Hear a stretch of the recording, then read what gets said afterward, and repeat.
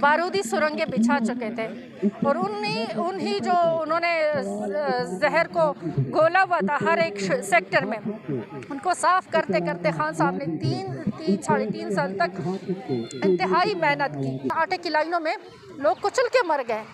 लोगों ने एक दूसरे को नालियों और उसमें नालों में धक्के दे के एक दूसरे से छीना झपटी की है।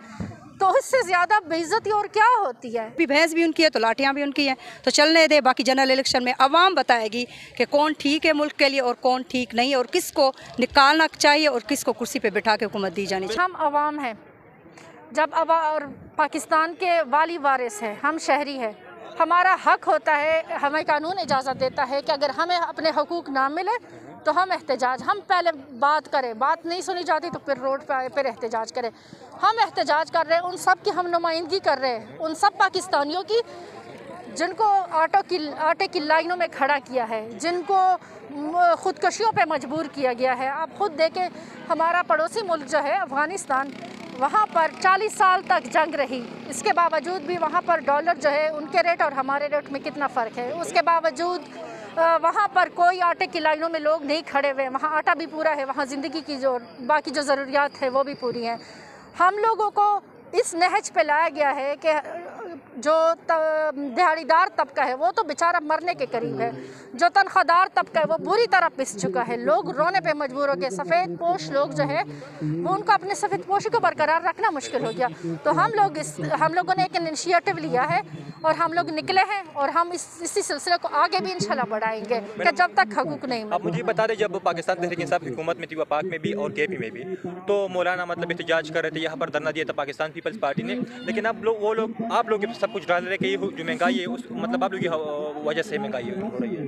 देखिए, ये लोग जब 18 में जब इनकी हुकूमत ख़त्म हो गई और इलेक्शन में खान साहब इलेक्शन में, तो उससे पहले बारूदी सुरंगें बिछा चुके थे और उन्हीं जो उन्होंने जहर को घोला हुआ था हर एक सेक्टर में, उनको साफ करते करते खान साहब ने साढ़े तीन साल तक इंतहाई मेहनत की। उन्होंने कोरोना जैसे मुहलिक मर्ज़ को, जिसकी दुनिया में तारीफ़ की गई पाकिस्तान की हिकमत अमली की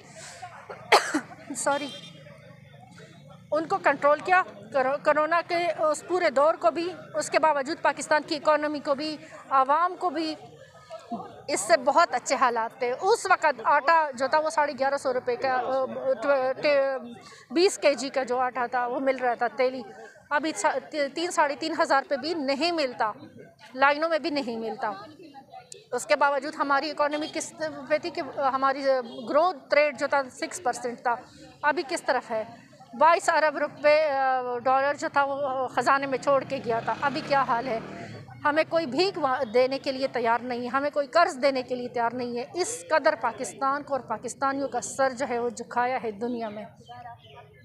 तो आपको तो ये सारी मतलब पूरी दुनिया अब जानती है कि क्या कुछ हो रहा है। अभी जनीवा में जो लोग गए थे ये लोग, और 7 स्टार होटल में एक गरीब मकरूज़ मुल्क के लोग जब गए थे, पूरे ब्रिगेड लेके गए थे और उनको 7 स्टार होटल में ठहराया गया और उसके बाद मांगा गया तो उन्होंने कहा कि हम इमदाद नहीं दे सकते, हम कर्ज देंगे, लेकिन वो भी हमें यकीन नहीं है कि आप उनको ट्रांसपेरेंटली। कुछ दिन पहले शाह ज़ेमरी ने एक प्रेस कॉन्फ्रेंस की थी, उन्होंने बताया था कि मतलब अब पाकिस्तान की इज्जत दुनिया में बढ़ती जा रही है, तो इस पे आप क्या कमेंट करना चाहोगे? मैंने अभी एक बात की कि उन्होंने कहा जेनेवा में कि हम लोग कर्ज देंगे, हम इमदाद नहीं देते। इमदाद तो आप सारी की सारी खा जाते हो। बाकायदा सिंध गवर्नमेंट की तो पूरी रिपोर्ट गई है कि वहाँ पर क्या कुछ होता है। उन्होंने खुद कहा है, उन लोगों ने कहा है, हमने नहीं कहा, पाकिस्तानियों ने नहीं कहा, उन लोगों ने जिनसे ये मांगने गए थे। तो इससे ज़्यादा ज़िल्लत और क्या होगी। और ये लोग जो है, इनमें तो शर्म व हया नाम की कोई चीज़ ही नहीं। शर्म व हया होती तो वो उन लोगों से उनको शर्म आती कि देखे इन आटे की लाइनों में लोग कुचल के मर गए। लोगों ने एक दूसरे को नालियों और उसमें नालों में धक्के दे के एक दूसरे से छीना झपटी की है। तो इससे ज़्यादा बेइज्जती और क्या होती है, इससे ज़्यादा ज़िल्लत और क्या होती है। लेकिन हया हो, एहसास हो तो फिर किसी को कैसे स्टेबल कर सकते पाकिस्तान को? Fair election, free and fair election और फौरी इलेक्शन। देखिए, जब नए इलेक्शन हो गए, अगर ये लोग समझते हैं कि हम लोगों ने बड़ी आवाम की खिदमत की है, हम बड़े फेवरेट हैं, तो ठीक है, आ जाए इलेक्शन के मैदान में, आ जाए, इलेक्शन लड़े, इलेक्शन से तो वो लोग भाग रहे हैं ना। तो वही मैं कह रही हूँ ना कि आ जाए। अगर आप लोग बहुत ज़्यादा कहते हो कि हम लोग अच्छे हैं तो फिर आ जाए, आवाम आपको इलेक्ट करे, आ जाए असेंबलियों में, आ जाए, फिर आप लोग अपनी एफिशिएंसीज दिखाएं। अगर आप लोग नहीं हो, अगर आप लोग सिर्फ अपने लिए एफिशिएंट हो, आवाम भाड़ में जाए आप लोगों की नज़र में, तो फिर छोड़ दो, इलेक्शन कराओ, जो जिसको आवाम बेहतर समझते हैं वो आ जाए। खान साहब को नाअहल करने की बातें हो रही, तो इस पे आप क्या कमेंट करना चाहोगे? फिर अगला मतलब कौन लीड करेगा पीटीआई को? नहीं, ये नहीं हो सकता। और अगर ये उन्होंने कोशिश भी की इसकी, तो पीटीआई के पास इंशाल्लाह खान साहब के पास बाकी बहुत सारे कार्ड्स हैं, तो ये नहीं हो सकता। देखिए, ये नाअहल करे भी तो उससे क्या होगा? पहले भी तो उन पर दहशतगर्दी का और पता नहीं क्या क्या उन पर FIRs दर्ज हुई है। उनका क्या था, मतलब अब देखो वो टाइम नहीं है जो 80 और 90s का दौर था कि जिसमें जो दिखाया जाता था नेशनल टीवी पे, लोग उसी को फॉलो करते थे और लोगों में इतनी अवेयरनेस। अभी तो माशाल्लाह से आवाम जाग चुकी है। आप 10 साल के बच्चे से भी पूछो, वो आपको सारा बता देगा कि क्या कुछ हो रहा है और ये लोग क्या कर रहे हैं। आप समझती है कि आने वाले इलेक्शन में आवाम आप लोग को मुंतखब कर सकते? वो तो गरीब आदमी को रिलीफ देने के लिए आए थे, तो किस हद तक मिला है रिलीफ आप लोगों को? तो आप बताएं ना कि कौन सा रिलीफ मिला है। वो तो कहते हैं वो कपड़े बेच देंगे। मेरा सवाल उनसे ये है कि वो अपनी मिले क्यों नहीं बेचते? उनकी भतीजी जो 50 लाख का पर्स उठाती है वो क्यों नहीं बेचते? कपड़े बेचने की क्या ज़रूरत है? देखें जी, मुल्क डिफ़ॉल्ट कर रहा है, मुल्क डिफ़ॉल्ट की तरफ जा रहा है। आपके पास पैसे नहीं है, आपको डॉलर कोई मुल्क नहीं दे रहा। और जो कौम की बेटी है मरियम नवाज़ साहिबा, जनेवा के अंदर मुंह की सर्जरी करवाने के बाद वापस पाकिस्तान आ रही हैं।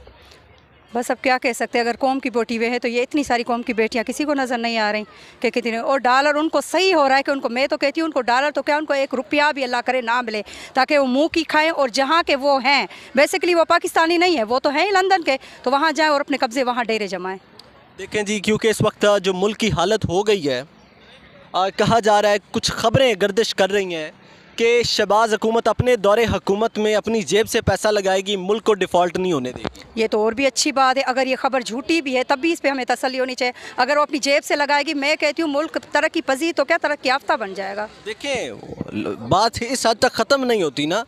यानी कि इन खबरों का पीछे बैकग्राउंड ये है कि वो अपनी जेब से पैसा लगाएंगे और ख़त्म नहीं होने देंगे, जो है वो मुल्क को डिफ़ॉल्ट नहीं करने देंगे। लेकिन जब अगली हुकूमत आएगी तो उसके ऊपर इल्ज़ामात लगाए जाएंगे कि देखें जी, इनकी दौरे हुकूमत में मुल्क डिफ़ॉल्ट कर गया। चले जी, पहला कौन सा छोड़ दिया? हमारी हुकूमत गई है तो क्या उन्होंने इल्ज़ाम नहीं लगाया? नाअहल करने तक तो वो आ गए, तो बाकी कौन सा इल्ज़ाम होगा जिसके हमें खौफ होगा कि वो आएंगे और हमारे ऊपर इल्ज़ाम लगाएंगे?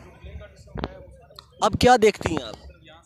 अब फ्यूचर इंशाल्लाह रोशन, खान साहब आएंगे और इंशाल्लाह सब अच्छा होगा। आपको लगता है कि इमरान खान को ये 13 जमातें आने देंगी? इंशाल्लाह। देखिए जी मैडम, 13 जमातें मिलकर इमरान खान को दीवार के साथ लगाना चाहती हैं। जो सच बोलता है वो हमेशा अकेला ही होता है और जो मुनाफिक होते हैं वो इसी तरह कंबाइन होकर चलते हैं।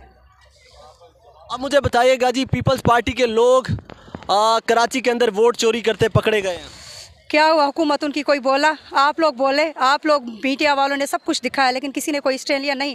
क्योंकि कहते हैं ना, जिसकी भैंस उसकी लाठी, तो अभी भैंस भी उनकी है तो लाठियाँ भी उनकी हैं। तो चलने दे, बाकी जनरल इलेक्शन में आवाम बताएगी कि कौन ठीक है मुल्क के लिए और कौन ठीक नहीं है, और किसको निकालना चाहिए और किसको कुर्सी पर बिठा के हुकूमत दी जानी चाहिए। बिलावल भुट्टो साहब, बिलावल भुट्टो जरदारी वज़ीर आज़म बनने के ख्वाब देख रहे हैं, वज़ीर आज़म पाकिस्तान बनने के ख्वाब देख रहे हैं बिलावल भुट्टो जरदारी साहब। चले जी, ख्वाब तो मेरा भी है कि मैं भी 15 साल बाद वज़ीर आज़म देखे। अब उसका ख्वाब पहले सच्चा होता है, मेरा तो ख्वाब पे किसी की पाबंदी नहीं है।